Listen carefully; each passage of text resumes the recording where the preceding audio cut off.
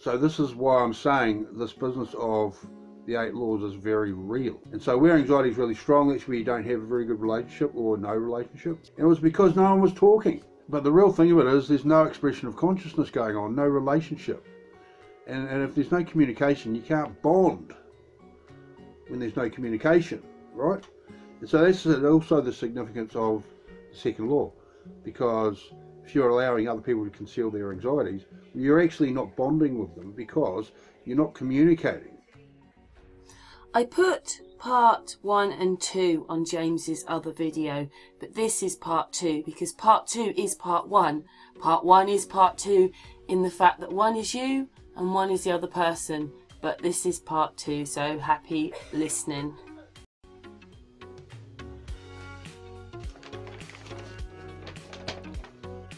Revelation of the 8 laws, part 2.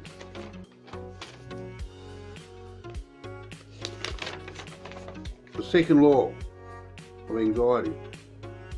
You must allow all others to conceal their anxieties.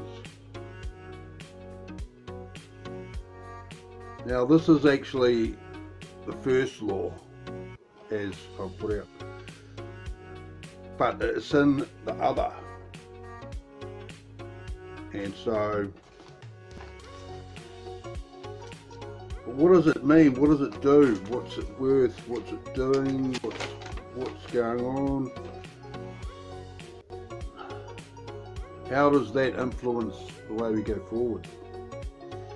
How does allowing other people to conceal their anxieties affect how we communicate? Because that would then, if we were going to allow all others to conceal their anxieties, while we're not them, that would mean we're imagining what they're worried about. And that's got nothing to do with them at all. And so this influences how we communicate a lot. And so this is a profound point to make, you know, how that influences communication when, because of the first law, where we are compelled to conceal our anxieties, you know, that we want to conceal our anxieties, that completely changes the nature of what is important. Can you understand that?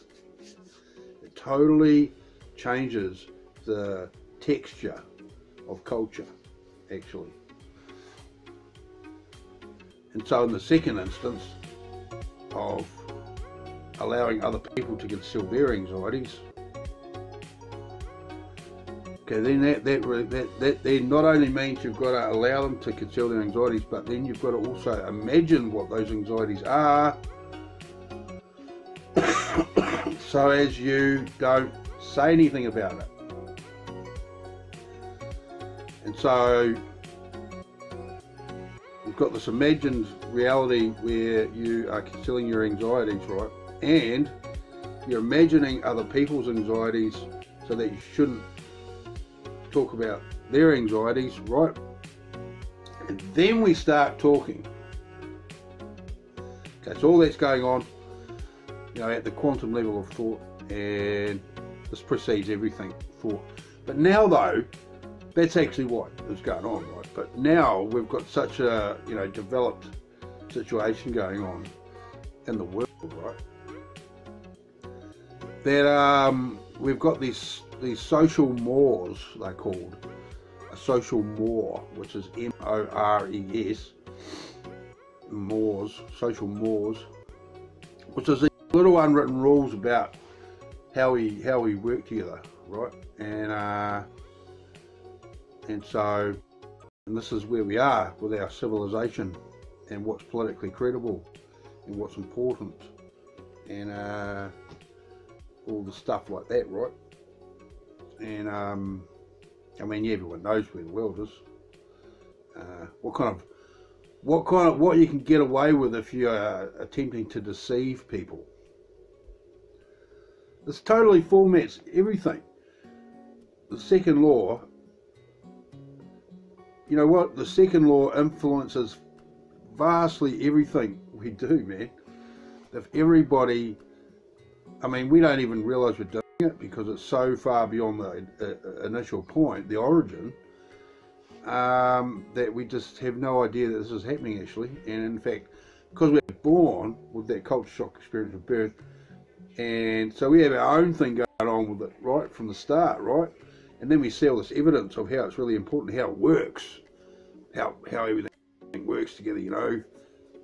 And so nobody has ever realised that this is happening. Nobody has ever considered this, right? And so it's rather dramatic actually, the influence that this has over communication. And this is how it influences communication. It influences everything.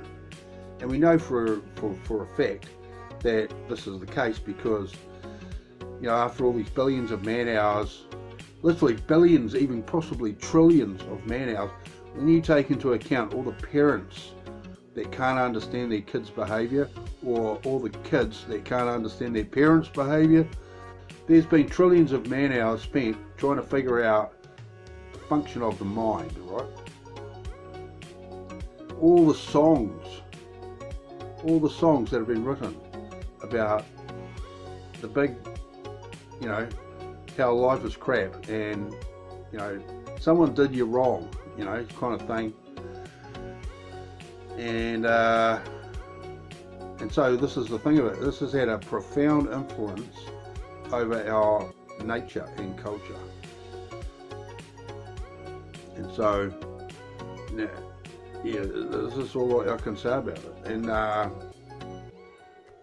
so this of course again works in accordance with all the laws altogether.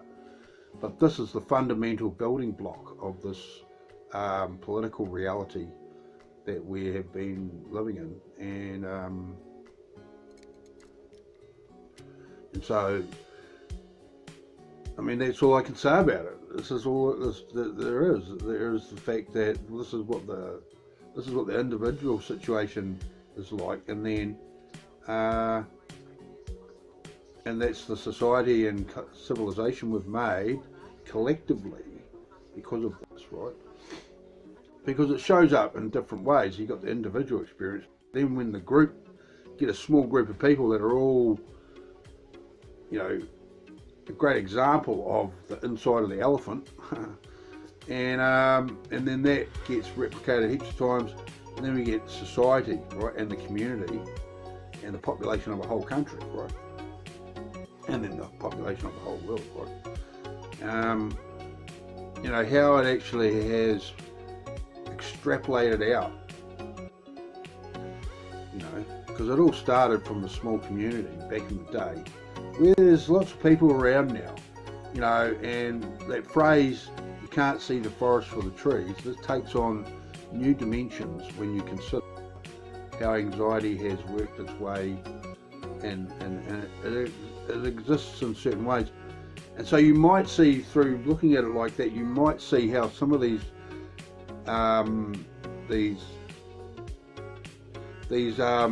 groups that have existed throughout history, how they've been relevant and how they've maintained their relevance. Okay, and so, yeah, because really, allowing other people, and this is a set in stone law of the mind, right?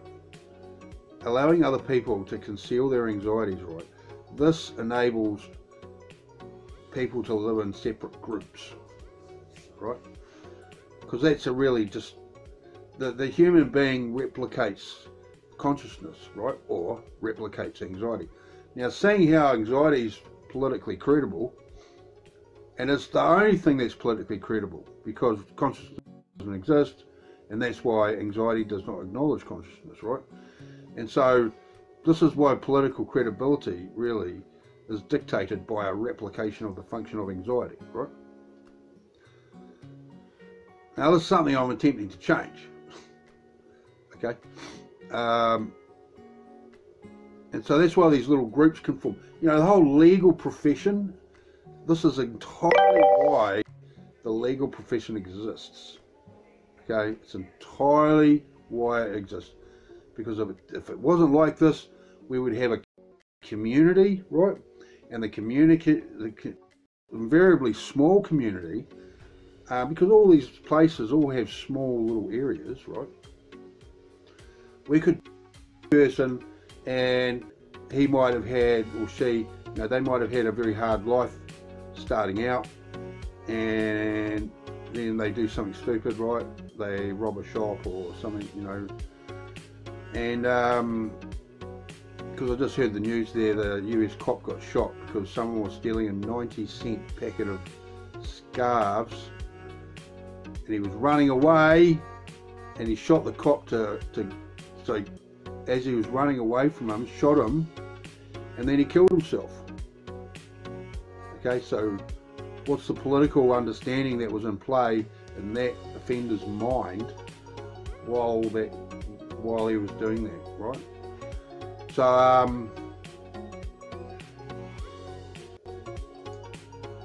So this is why I'm saying this business of the 8 laws is very real.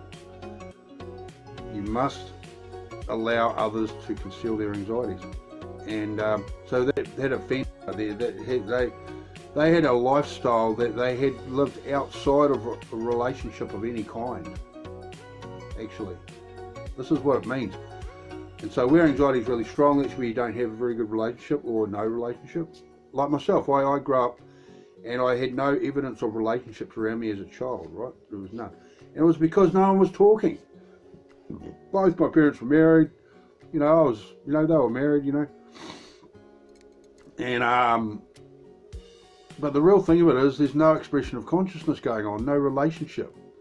And if there's no communication, you can't bond when there's no communication, right? And so that's also the significance of the second law, because if you're allowing other people to conceal their anxieties, you're actually not bonding with them because you're not communicating. Okay, so that's the significance of the anxiety getting into, you know, having control of communication, because communication dictates everything. It is everything, man. And that's the fact of it, man. It's like, so that we allow that, man, it's game over for relationships, man.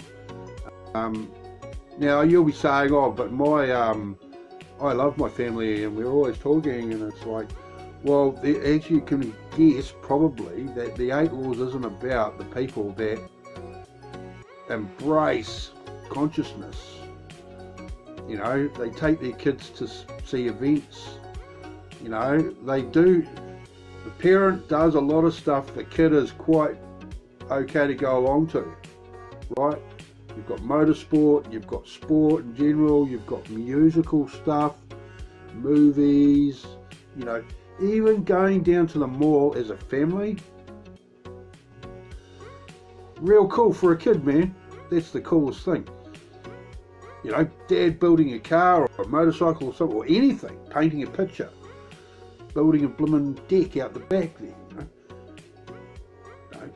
That the parent and kid can do things together. The political optics is that consciousness is real.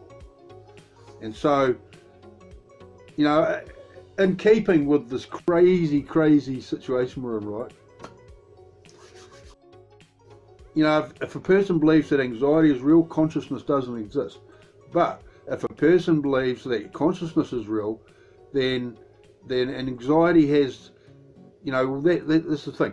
Anxiety will believe consciousness doesn't exist, but in consciousness's case, consciousness has no value of anxiety. Has zero value of anxiety, because it's a straight to an answer machine, right? And so this is what happens. And so there's a lot of votes of confidence around that consciousness is real important. and we don't even realise that we do it, you know, because again each camp is like, it's kind of like hall of mirrors type thing. The anxiety thing's like a hall of mirrors, but the consciousness thing, it's like you're just in this such a wide open expanse. You don't even, it's just never been an issue to look up to see any. There's never been any borders, and we know there's never been any borders.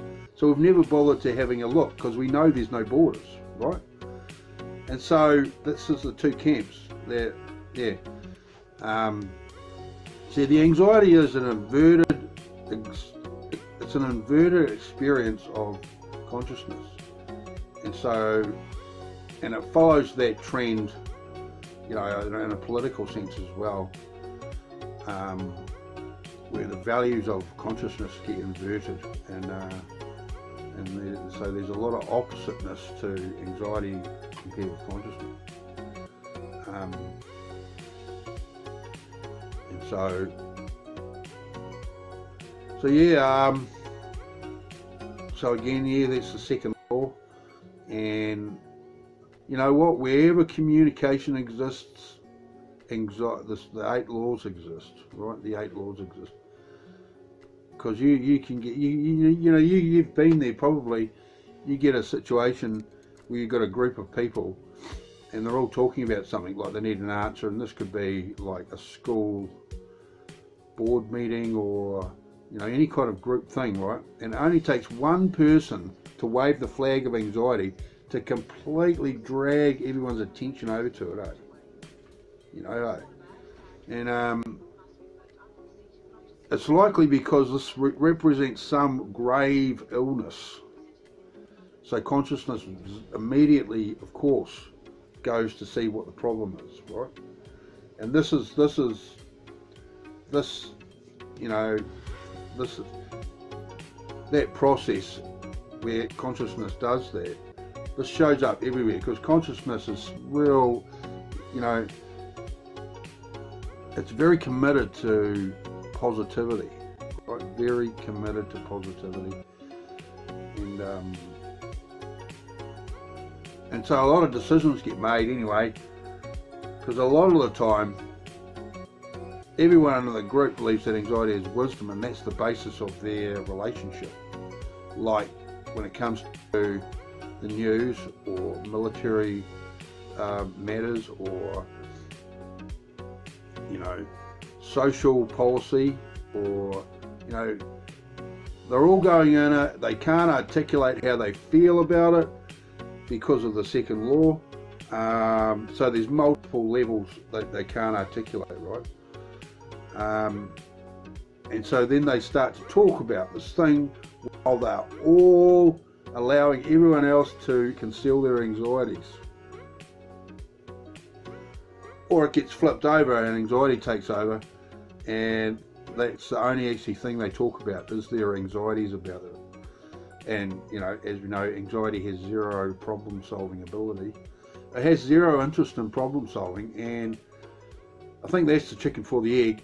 It has zero ability of solving problems, and that's why it's got no interest in going, you know, it always keeps the conversation way away from that, And so that's party to, you know, that's a consequence of allowing other people to conceal their anxieties. And so, that's, yeah. So anyway, there you go. That's something about that. Yeah, the next video is going to actually involve it'll be the third law, but it's got to have the other first two. That's the consequence of the second law of anxiety.